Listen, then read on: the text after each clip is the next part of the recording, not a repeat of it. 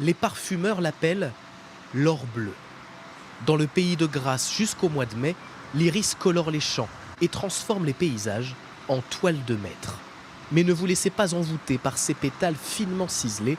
Le véritable trésor se trouve sous terre. C'est une plante incomprise puisqu'il est évident que sa fleur est belle, surtout avec ces densités-là, donc ça fait des champs magnifiques. Mais ce qui va nous intéresser, ça n'est donc pas la fleur, mais ce qui pousse dans le sol, donc l'invisible, ce qui ne se voit pas. Fabrice Bianchi en sait quelque chose. Il cultive 1,5 hectare de cette fleur depuis presque 20 ans.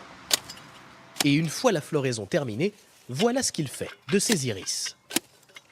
Là, je suis en train donc d'arracher une plante, voilà. Ce qu'il cherche se trouve entre les feuilles et les racines. Un réservoir d'énergie pour la plante, le voici. Ce que j'ai dans les mains, c'est finalement le rhizome, donc ce qui pousse dans le sol. Et c'est là où vraiment, dans l'iris, va se concentrer la matière odorante. Et pour le préserver, tous les moyens sont bons, quitte à ce que ces champs perdent un peu de leur superbe.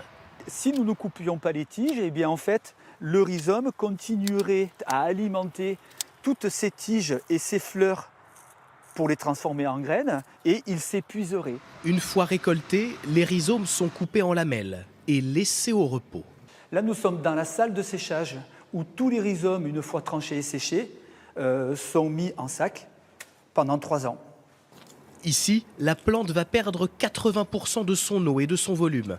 C'est en se déshydratant au contact de l'air qu'elle va développer peu à peu tous ses arômes, à la manière d'un bon vin qui attend son heure dans une cave. Si on tranche ce rhizome que nous avons arraché, il n'y aura pas d'odeur.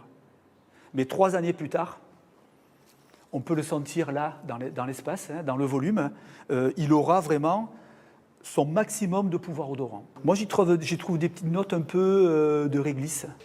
Pour dévoiler tout son potentiel, l'iris doit enfin passer par cet alambic, sous la supervision permanente de Serge Olderit.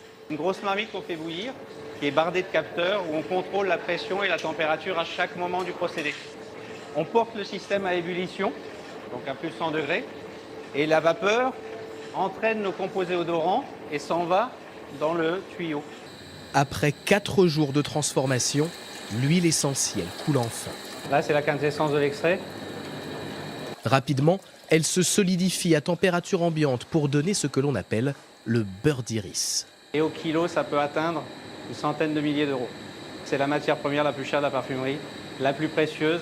C'est une note très très complexe, très importante dans les parfums et qui développe vraiment une odeur de florale violette très fine, très recherchée.